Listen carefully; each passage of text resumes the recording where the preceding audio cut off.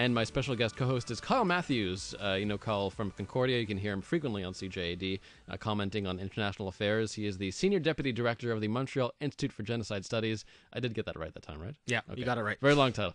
And an impressive title, but a long one. And so Kyle, our guest next is one of Quebec's best-known entrepreneurs, and I want to talk about entrepreneurship because I didn't get my entrepreneurship dose today because today's entrepreneur is on hiatus until next week. So I met Danièle Henkel, and I'll welcome her back to CJAD on the Entrepreneur Show. Danièle, welcome back. Thank you, Dan. Now, if you don't know who Danièle Henkel is, look in your bathroom cupboard because you might find one of her products there.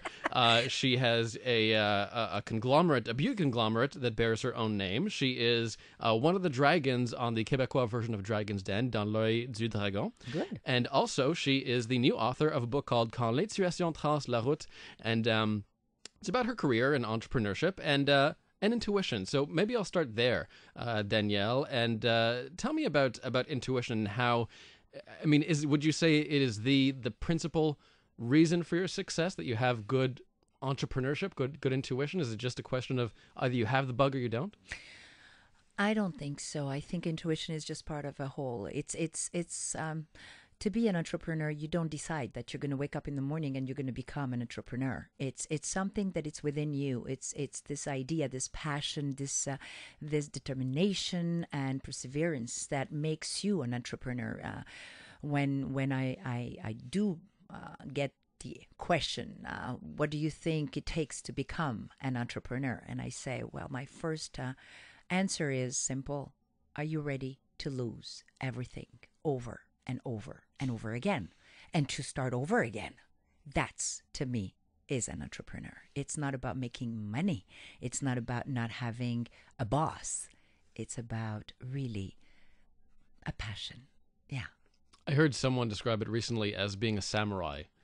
You have to be a samurai. You have to be prepared to face death straight on. Yes. And just go for it. Absolutely. And you know what? And standing up again and being proud because you're trying, you're doing something, you're trying to achieve something for the good of something. That's it.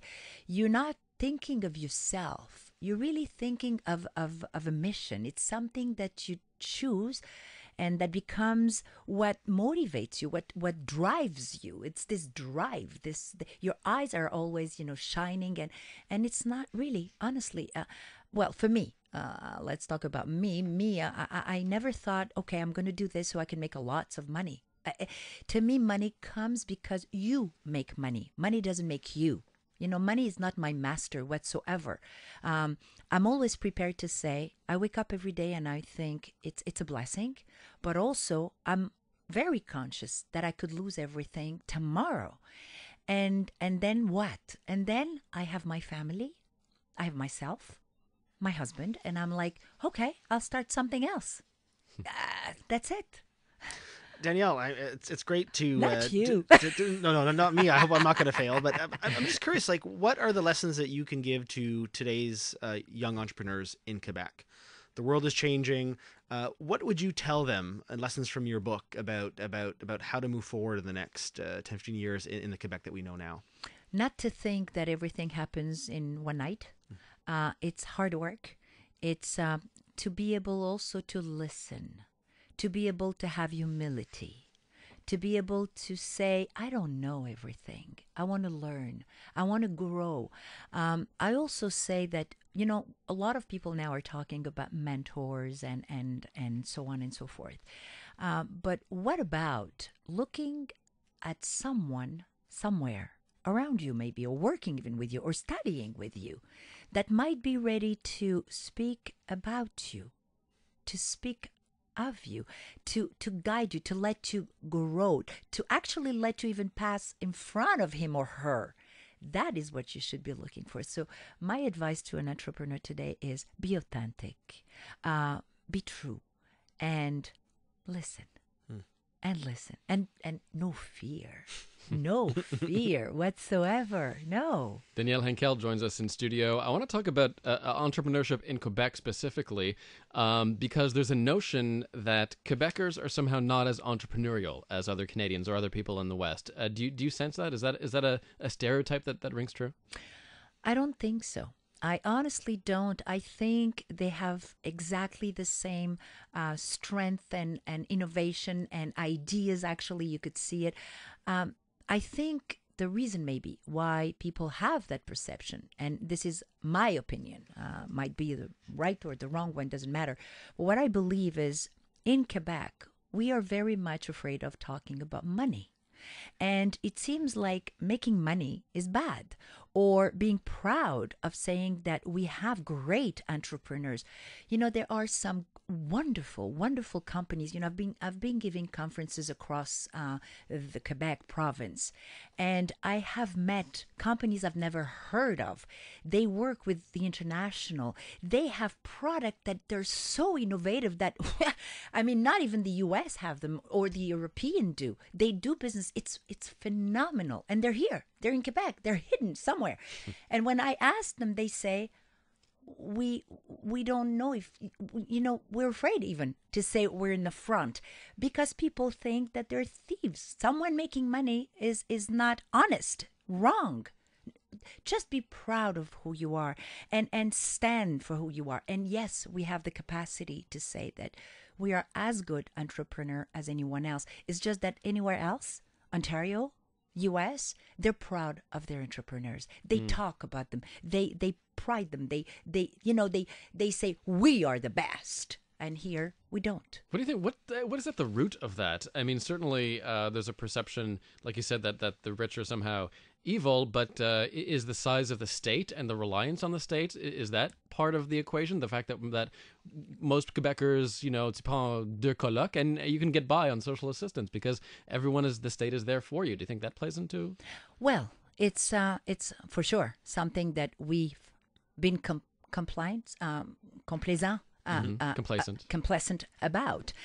We have not, for a long time, stood for our rights. We agreed on everything was so easy. I mean, you get, everything comes from the state and this and that, and we agree on everything, which is not okay.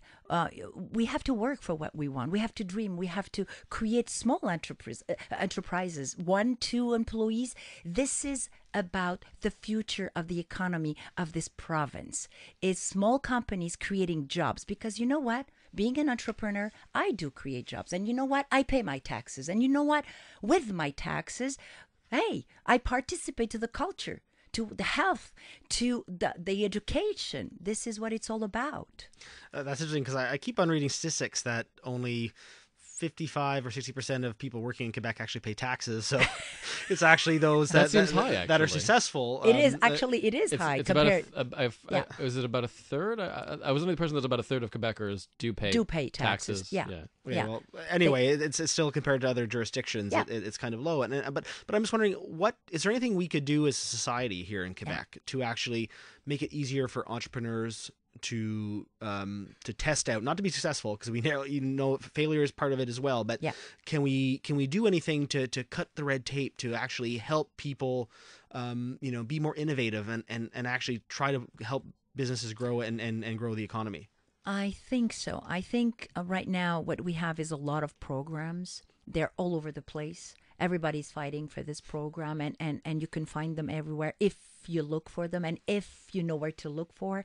And I think our young entrepreneurs, or even not being young, someone that is 45 or 50 and decides to create something or innovate about something, my God, they instead of being into the development of their product or their idea, they have to look at filling up paperwork and trying to find if it's the CLD or is it the banks or is it, they don't know where to go. So the idea would be to try to regroup almost, I would say, big office with advisors, that when you pick up the phone, you can have an answer, that you know that your file or your request will be looked after within a week, not after 6 months. Because, I mean, really, people are looking for investors or money, and they could wait for years, and that's how they can survive. So let's make it easy for them. And of course, the one that don't go by, then no, but the one that have hopes and they're hard workers, please lead the way, make it easy for them. We're not making it easy for entrepreneurs to become successful entrepreneurs. We're not.